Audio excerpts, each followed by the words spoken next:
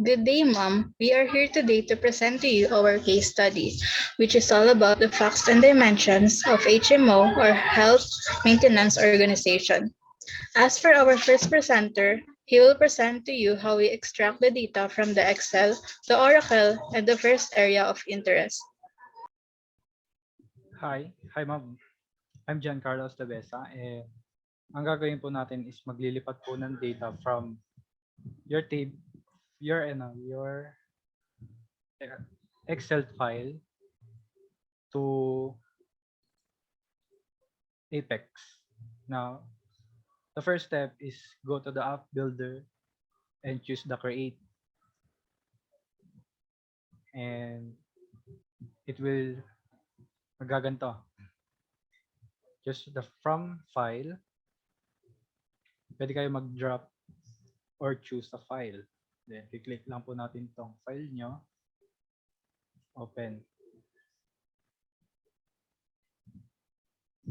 Tapos magsiset po kayo ng table name.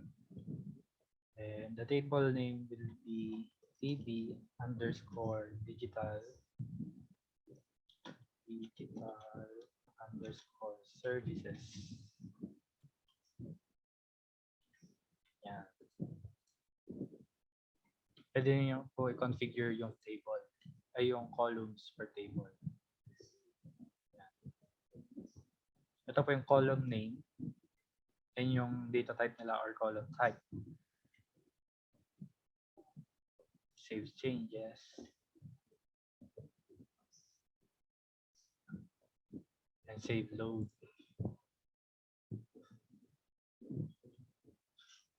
We can see wala po tayong error, so we can close this one now. Then go to SLQ commands. Yan. So the first thing we will do is that type this command desc or describe, then the table name which is TV Digital Services, then press enter, click control enter or click this one, the run, then wait for several seconds, then this will be the output where we can see that the object type is table, the object name is digital services, the table name digital services, the column ID, the data type number, the line 21, and set as primary 1, primary key 1.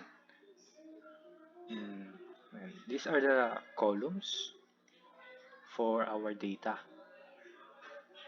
To see our data, we need to type this command: select all. Ay, select all from the table name, which is TB Digital Services, and click run or press and control enter and wait for several seconds to see. Uh, right now we can only see 10 rows. We can clearly see that the 10 rows returned only 10 rows because the set rows here upper is only 10. Now set is to 100,000 and run again. Yan.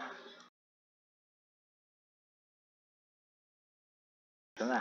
Makikita nyo na dito yung ID. Yan. ID which is wala naman ay automatically Oracle Apex included here nung naglipat tayo ng data. And these are the policy algebra where we can see on the on Excel file. And this all the table. And now let's see how many tables have returned. How many data has returned. Now we can clearly see that 2,264 rows returned within 0.21 seconds. Yan.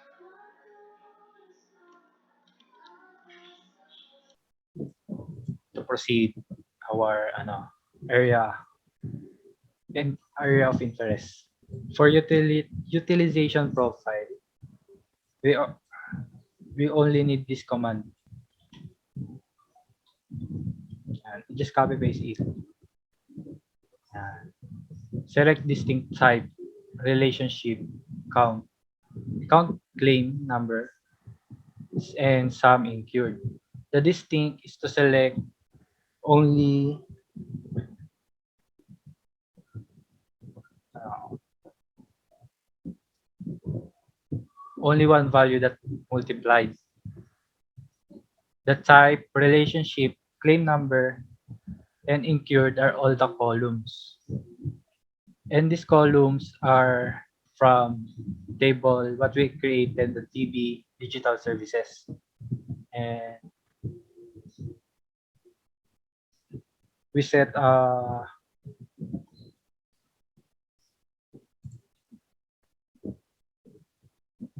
we are interested to know the claims made by all members between HNS and OPC, both the number of availments and claim of cost PHP in PHP. It would be useful to establish the utilization according to the member type. Yan. Once we run na po, ito na po lalabas sa kanya. May 10 rows lang po na lumabas. Check lang po natin yan. Yan.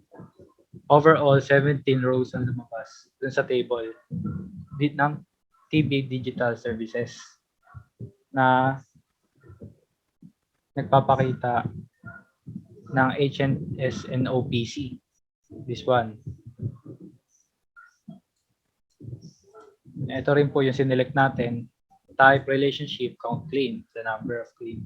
Then the sum incurred.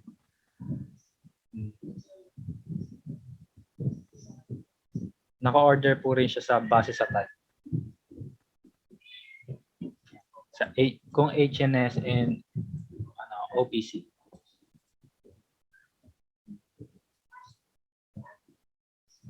That's all for me. Oh,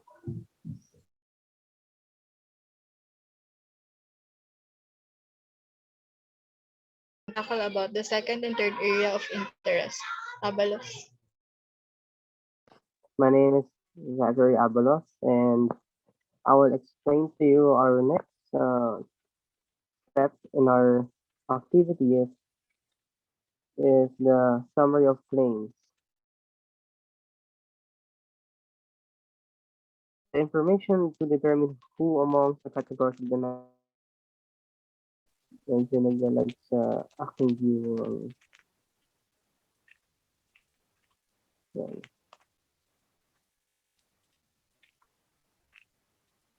Bali, medyo nagkaroon ng konting ayan. So, base po sa nakikita natin is naka-type siya ay naka-order siya into relationship. Same din sa sinabi ni Astrovesa sa sa number one part ng code. Ginawa namin ito sa naka-relationship, type by relations for both in and out patients. We come up with the result based on the SQL that the highest utilizer among the records is apparent yung nakalagay dyan, wherein it results in the overall total of 6,329,586.46 counts in occurred. Nakikita nyo na ito siya. Pagka nakasum lahat. So next naman is the monthly utilization. Yung next code ng ating monthly utilization trend. Medyo lang sa aking view.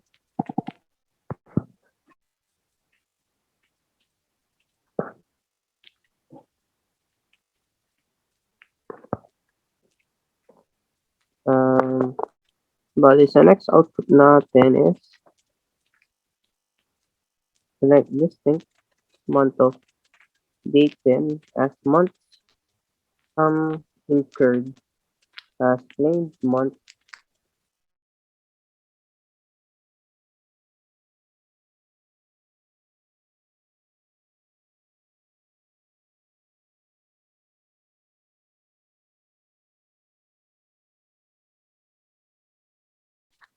um, like May, June, July, August, September, October, November, December.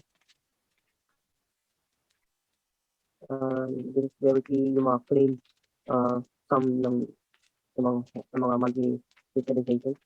So, kumbaga naka-compile sa isang code natin.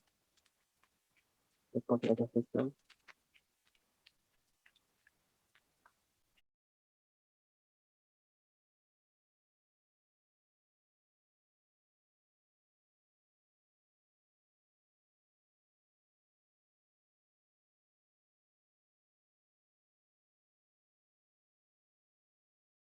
2017, it comes up as the most utilization cost incurred with a total amount of 1,126,905.26 pesos. While during the month of December 2017, ito ay lumalabas na at least utilization costs incurred with the total amount totals of 780,689.7 pesos total incurred. So, ayun po.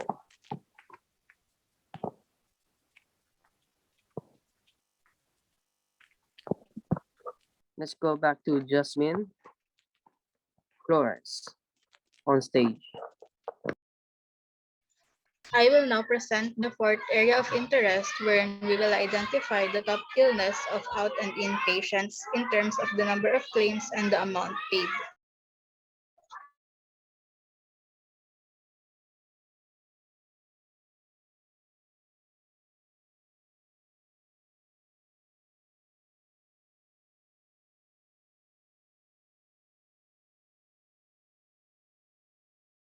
We also included the count statement to get the number of cases for each diagnosis of the data.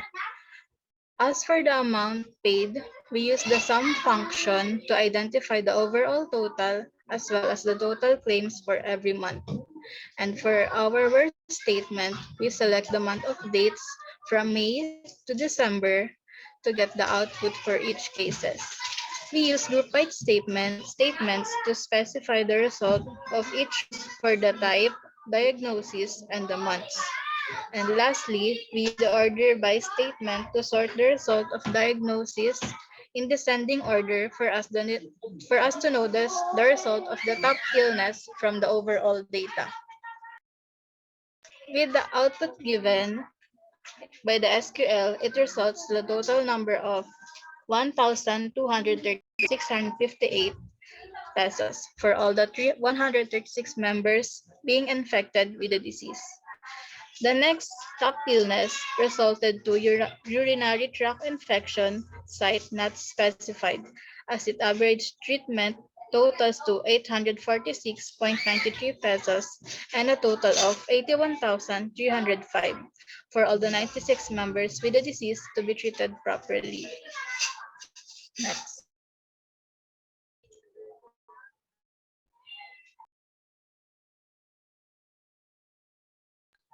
I will now present the last and fifth area of interest, which is to specify the top medical provider for in and outpatient.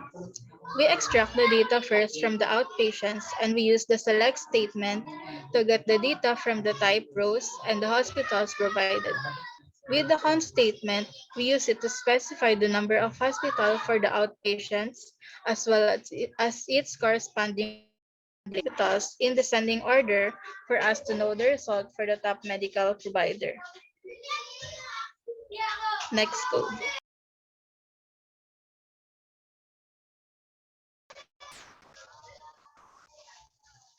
For this code, we also do the same process for the inpatient records, wherein we specify to our word statement the inpatient in order for us to get the result that we needed, as well as the result.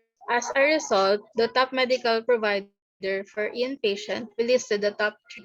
As the top provider for the outpatient, Marikina Valley Medical Center with a total amount hospitalization of 24 patients. And lastly, for the inpatient records, the top provider resulted to restore physical therapy and rehab with a total amount of 24 hospitals and its relationship to employees. So that ends our presentation for this case study. I hope that we have explained the given topic very well. Again,